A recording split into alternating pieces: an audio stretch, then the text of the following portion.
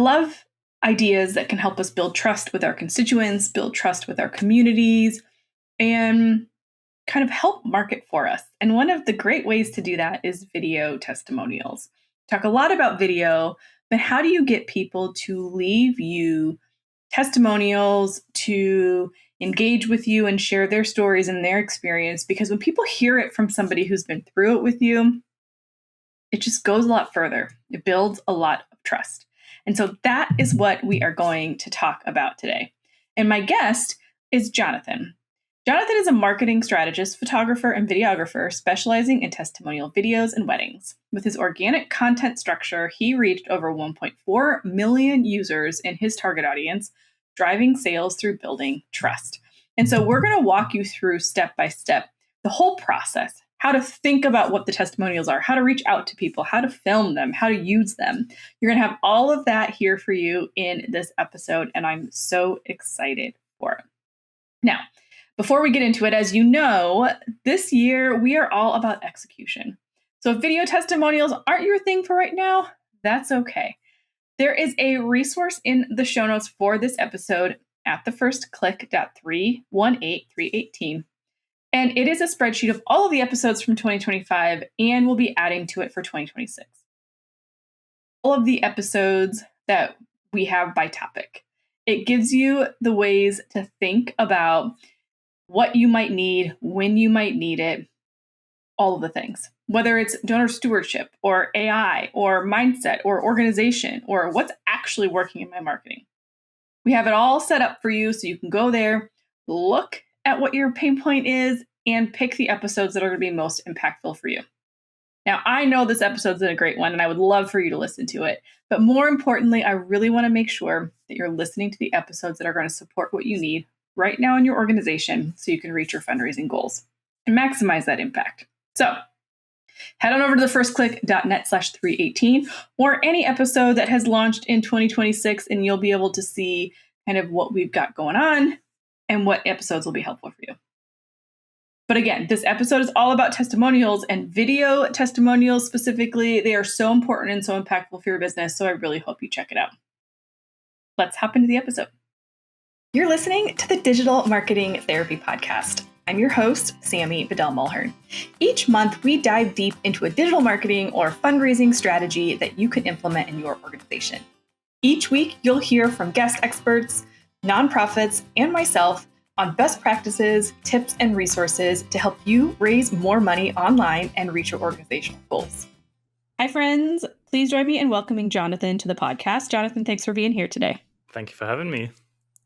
So we're talking video, which we talk video a lot on this podcast, but today I'm excited because we're talking a little bit more about testimonials, how we can use them to build trust. So before we kind of jump into some of those strategies and you can give all your tips and things, kind of how did you stumble into using video for your business, and how has it kind of impacted what you do and growth around your business?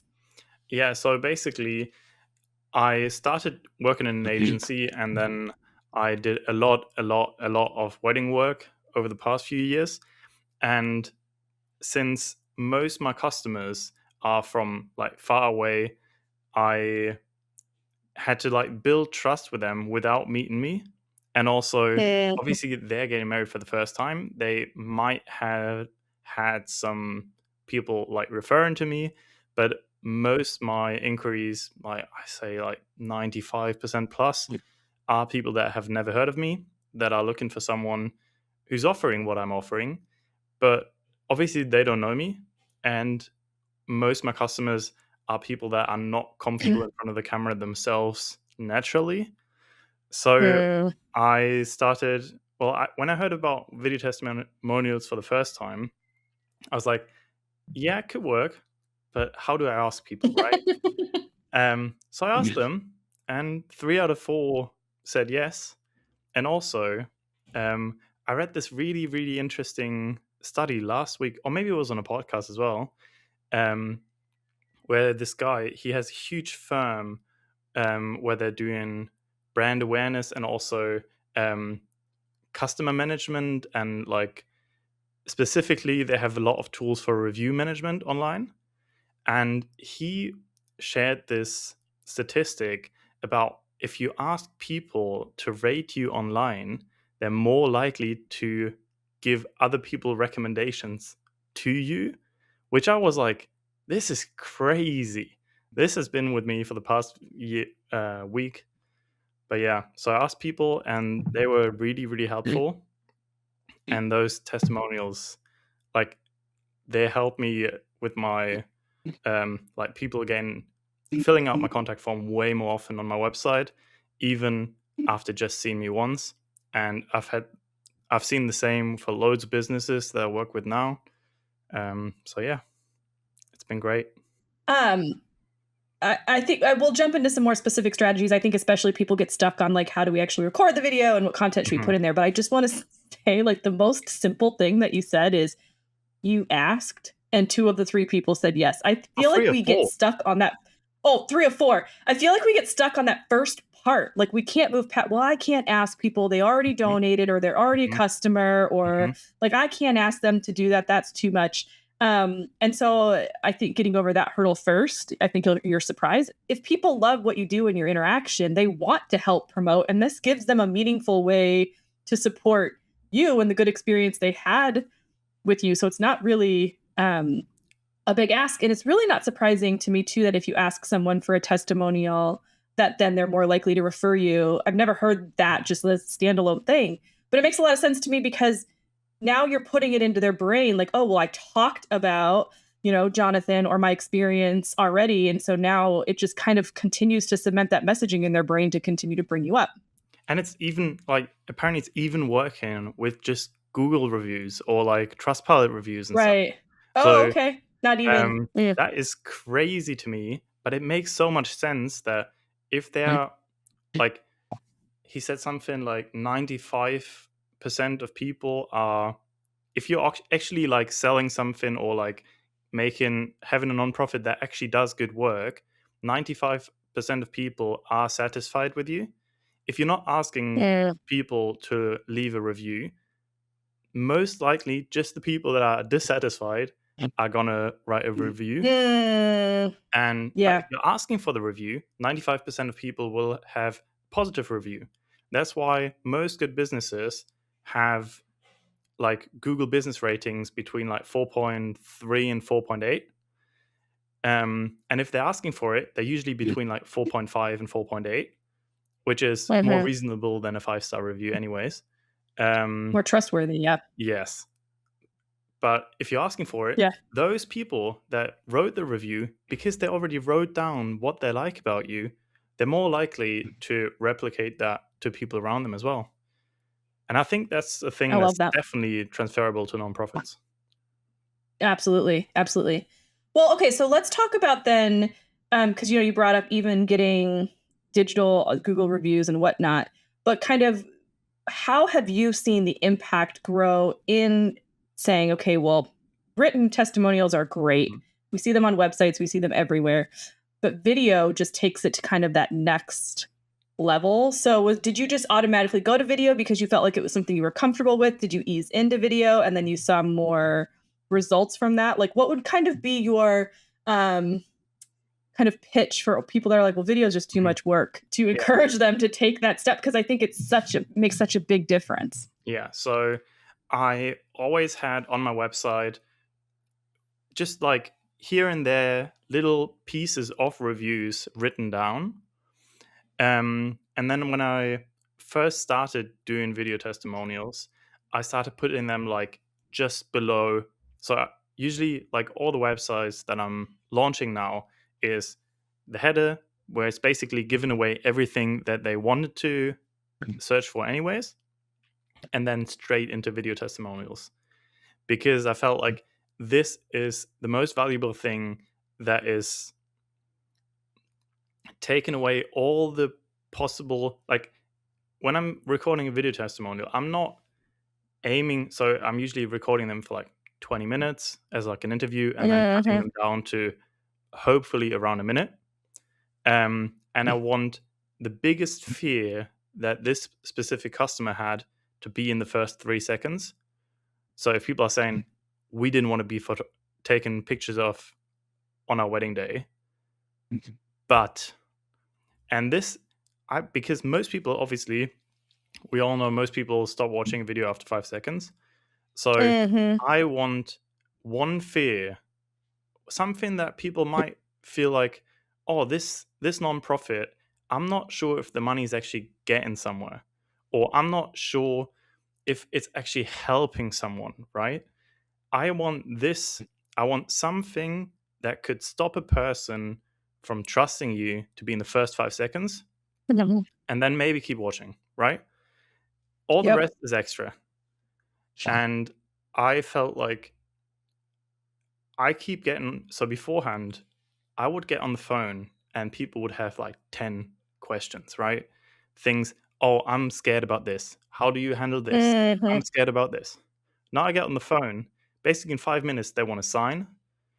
And it's been crazy to see that the more information I have up that's not me talking about it, but my customers talking about it, the less people have questions towards me and trust me.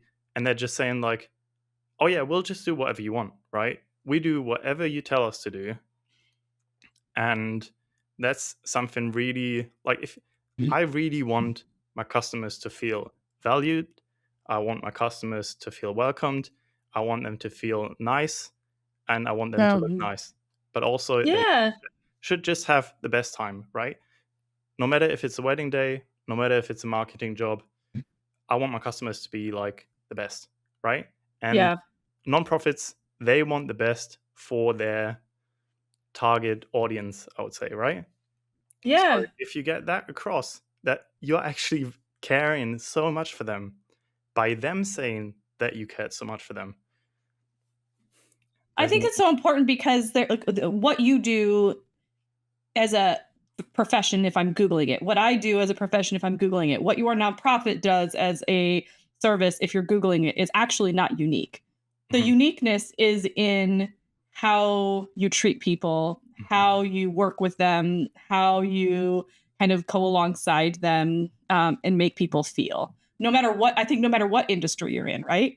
And so I think that's what's beautiful about the video. And I agree with you, having them talk about it versus you just talking about yourself is, oh my gosh, if he's got these videos and I can then see in a portfolio the end results, or I can see in your annual report that how you use your funds is responsible and is in alignment with what these people are saying, right? Like if I can find the proof in kind of the emotion, but I start with the emotion, it's such a powerful thing. And I think especially um, for nonprofits, you have to work so much harder to build trust with people that you are doing what you say you're doing right now. And I have not yet seen any nonprofits that are doing a great strategy with testimonials where they're actually talking about the transformation, whether it's from the people you serve or even donors who have had a great experience with you that just want to talk about how impactful it is for them and why they keep coming back. So I think this is fantastic and an underutilized resource. And I'm glad you're seeing such great results. And I love what you said about how much quicker it is to close, because time is money. And when you're in a busy season, man, like if you can get people on the phone and they're like, oh yeah, I saw that video. That's great. Yep. Here's my check, or I'm ready to book. That's invaluable. Yeah. And exactly what you said. I was going to go through this. Like, it doesn't matter if you have donors that, depending on what you do, right? Nonprofits are like a huge field. But if you have like donors that you can take to see what their donation has done, right? And you're just at that spot, I think that's the most, like, even if it's just from a phone, I don't care. Like, obviously, audio is probably the most the most important quality of a video. Maybe bring a mic, but you don't need me to like film it professionally. If you can do it on your phone and this person is just like telling you for 1 minute or 2 minutes, oh my God, we've been donating for 5 years. Every December, our company did this and that, and I'm so grateful that you took us to where we're helping. We've seen that our money has done this, this, and that, and then maybe get someone who's been influenced by the money that came in as well, that's a powerful video. It doesn't matter the quality, right? It's just the this is quality a does matter. brilliant idea. Well, no, but I would say, like, in some cases, the more organic and just like for what you're saying, Always, yeah, like, yeah. I had never thought about actually taking a repeating donor to, like, hey, we're going to walk together. We're going to capture in real time your emotion and expression as you see what your dollars have experienced. Like, that's brilliant. And I think in that case, the more organic, the better, because it feels more real.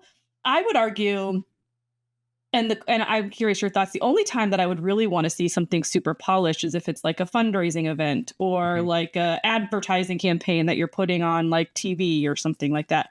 But otherwise, I think that idea that you just brought up is brilliant. Yeah, always user-generated content is really, really good right now. I would say sometimes like a polished video can be good if you want to show like multiple things and keep people hooked a bit longer. But yeah, usually the stuff that you can record on your phone is the one that takes the least amount of money from the nonprofit anyways. So it can help a lot. And also, what is part of the user generated content as well, if you're uploading this video that you just made, maybe get a transcript, use the script or something like this, get a transcript, put it in the description, and I've seen it show up in Google AI overviews, ChatGPT, because it's third person talking about your nonprofit, and you can maybe like, it will also say like donor XYZ said this about the brand, and it's gonna get even bigger. Like, video content being surfaced in AI mode is insane right now. Yeah, and I want you to just reiterate this, just so people hear this. Just getting a simple transcript and adding that to the description of your video. It's just that, I mean, it doesn't guarantee it's going to happen, but that is not a hard step to take, and it could have massive impact. And if people watch it, right? So obviously you have to show up in any like LLM or Google search or whatever. It needs to be the best content that Google or the LLM thinks that the user wants to see right now. And if you have the video and a transcript and you post that video to YouTube, TikTok, Instagram, Pinterest, Facebook, LinkedIn, X, probably all of them, right? If you've already made it, might as well. Yeah, it's not that much time to repurpose on everything. If you post it over there and one of them goes viral, this like view count and stuff, all the search engines, they can see how many people watched that video. So if your video gets like 10, 15,000 views, which is probably good for most you'd be happy with that, right? So that is also already a good sign that this is good content. So probably the search is going to surface that video somewhere. Yeah, that's so good. And such an easy just kind of adjustment if you're already doing video. Yeah. Okay, so let's talk through some other ideas and some practical things. So we've already asked people, they've said yes. Not all people, like you said, are super comfortable on camera. And also you have your own business goals. And so even if they're great on camera, they might not speak to the things that you kind of want them to speak to. Yeah. Not that you're making up their testimonial for them, but kind of how have you guided the conversation or asked questions, or what are some of your favorite questions to ask when you are in that testimonial video, when you're taking the videos, so that you can kind of get the best to support your business? Yeah, I thought you're gonna go that way, so I just opened them up. We're in sync here. So basically, what I always do is for every testimonial, I will prepare a list of 10 questions, and I will have the question that I'm most interested in at position 6, so starting the second half of the video. So I'll ask them, what did you book Jonathan for? Or like whoever I'm just doing the ones that I do. Yeah, from no, my for own- sure. Yeah. For sure. How was the whole work process with Jonathan? Can you remember how you got in contact with Jonathan? How was the communication with Jonathan? How was it not living in the same city as Jonathan? And now is the banger question, which is, have you had any fears or precautions when you were in filling out the contact form for Jonathan, right? And then the next question would be, were those fears actually like reasonable? How did Jonathan behave during your wedding? How did your guests react to Jonathan? And if you would have to, sorry, they're in German and I need to translate real time. It's all good. And if you would have to do, if you had to choose again, would you choose Jonathan again? Right. So basically, 7 of those questions, they could lead to the same answer, but the ones that I'm really focused on is, what were your fears? Were they reasonable? And would you book Jonathan again? These 3 alone are the most valuable out of all of them. Yeah. And do you put that farther back, I'm assuming, because then like they're more comfortable, they're more like giving you more information. And so by the time you get to that question, they're like remembering the event, the experience, and they can give you a more thoughtful response. Yes. So I want them to start talking. Basically, the first 2 questions, they're useless, but they're just to get people talking. Then after that, I get them into remembering all the stuff that I did. And then I go deep. And do you give them these questions ahead of time? Sorry? Do you give them these questions ahead of time, or is it just in the moment? Okay. Yeah. If they ask for it, I do. Because there's some types of people that really want to know what they're talking about. And that's also fine. Like, you always have different people in front of the camera.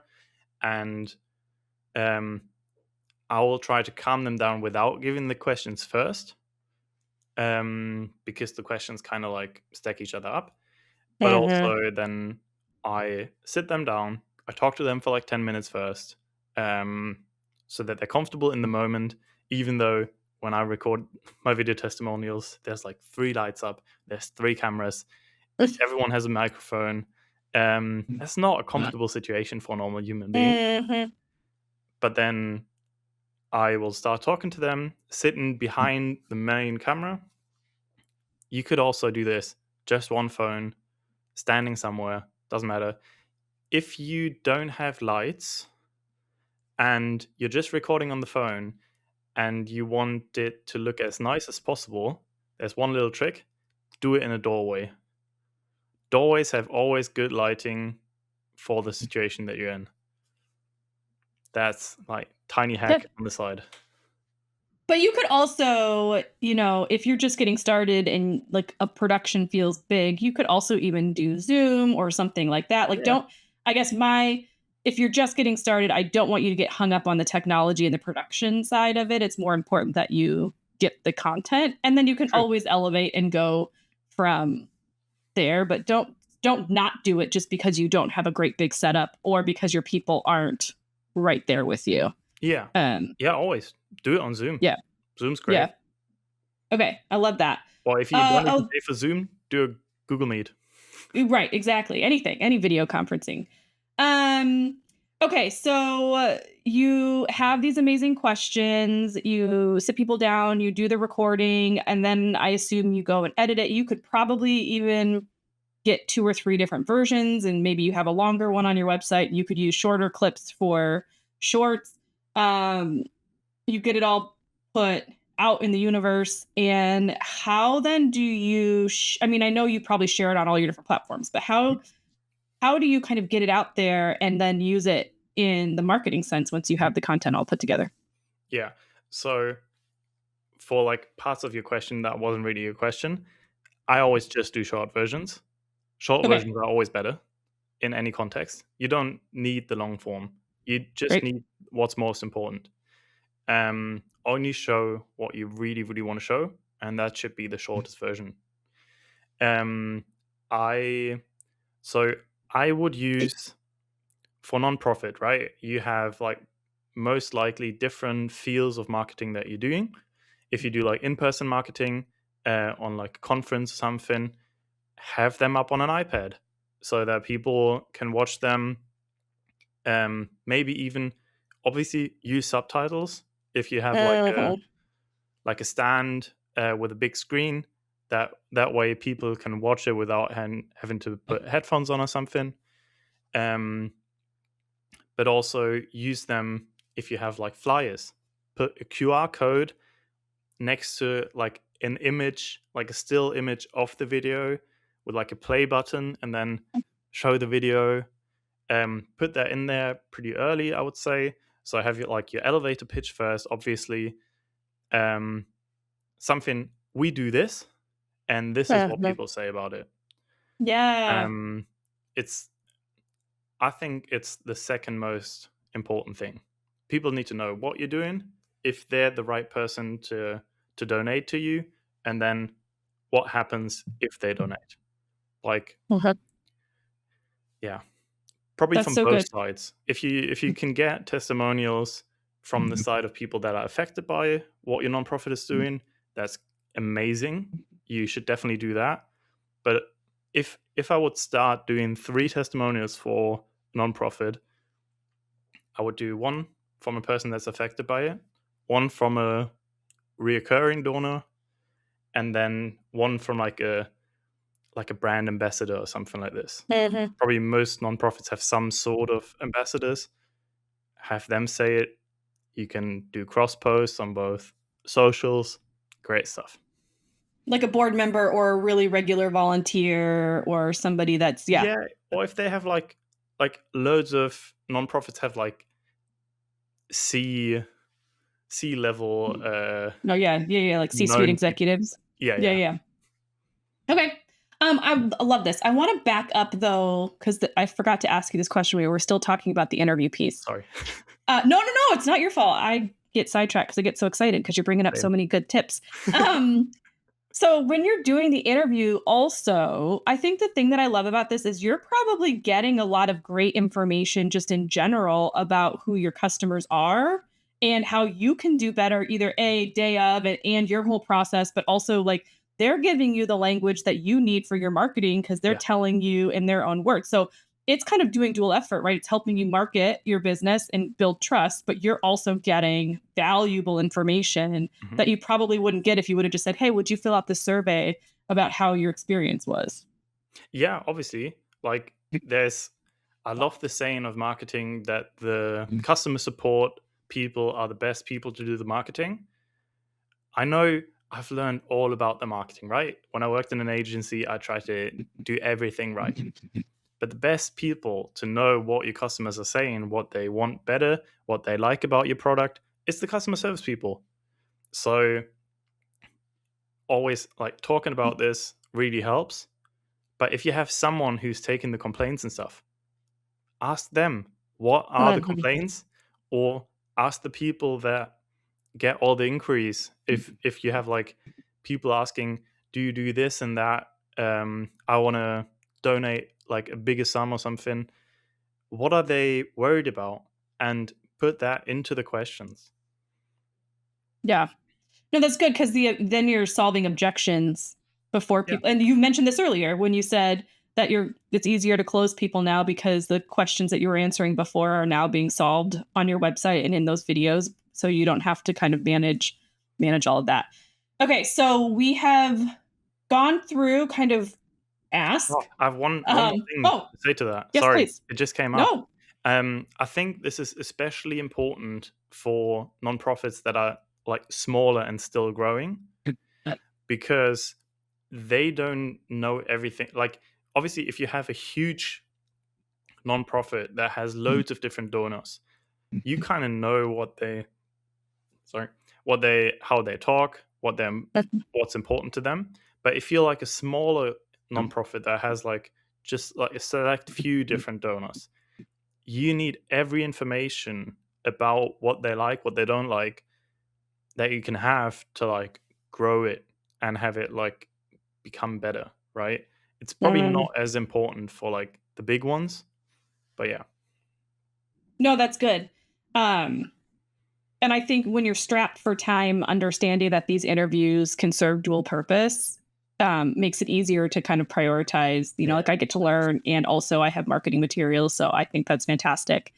But I just thank you so much for all your strategies, from like inception to like creation and kind of pushing out those videos. So I was going to ask, I guess, just as we wrap up, if there's anything else, anything that you learned as you were doing this that you would have done differently from the beginning, or strategies that you're looking forward to, as we're in 2026, like what, or what you're most excited to be doing with video in your business moving forward. Like, what would you kind of like to leave people with?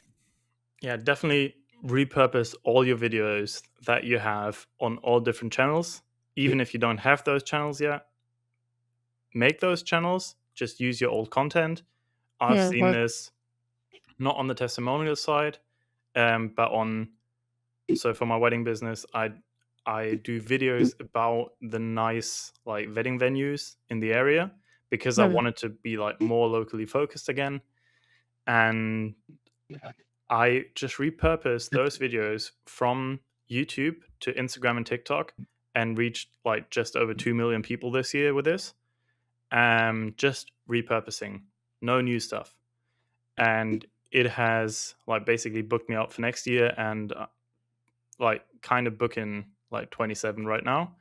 So just repurposing stuff that looked like it was getting me like 2 inquiries per video per year. So on YouTube they were doing like okay, but yeah, repurposing them to TikTok was insane. And TikTok doesn't really punish you for republishing it again. So I will just repost all of them in January. So I love maybe that. another 2 million views, like another 2 million people from my target audience, not just anyone. Like Yeah. women between 25 and 35 in my area. And there's That's amazing. not many more than them. You've capped the market. Yeah. I love that. And I think that's such a good reminder. We say that a lot on this podcast, but I love when guests come on and say the same thing, because it's true. We don't always need to be creating new. And so if that also gives you that, okay, I might work a little bit harder for a couple of months to try to pull all this stuff together, but then I know I can use it again and again and again over the course of the next year or two, just makes it so much easier to utilize those resources. Well, Jonathan, I don't know that there's a lot of my listeners that are looking to get married in Germany and looking for a wedding photographer, but I so appreciate your time and energy and tips today. But if people did want to connect with you and just see some of the work that you do, because you never know, how can they get in touch with you? Yeah, so I don't really need many more wedding inquiries anyways, but if you have like a bigger nonprofit that has some money to do like some professional video testimonials, hit me up. I'm happy to help. But also you can find me basically anywhere, Jonathan Schuessler or Jonathan Schuessler. And then also on Instagram. Well, most of my Instagram's on German, so yeah. Probably just write me a message if you're interested in anything or have any questions to what I said. I'm happy to talk about it, and I hope I help some nonprofits to like help more people. I love that. And thank you so much for your generosity. And we will have all of those things linked up in the show notes at thefirstclick.net/318. Thank you so much for being here today. I really appreciate it. Thank you so much for having me. It was a blast. I want to give a huge shout out to Jonathan. Thank you again for sharing your expertise with us, your talents, such good ideas for how we can take advantage of video in our business for testimonials. There's just something different about seeing your face and hearing voices of people that have experienced what you offer, whether it's from your community or your donors. Now, listen, that's why this podcast is a video, even though I still haven't unpacked all the boxes in my office. Seeing my face, seeing my guests' face, and hearing our voices just builds so much trust and engagement and collaboration together. It makes us feel more connected, right? You can check out all the resources and the show notes at thefirstclick.net.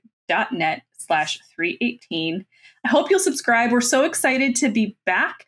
We are here wherever you stream your podcast. And if we're not showing up somewhere, let me know. I'd love to make sure that we are. We're also on YouTube.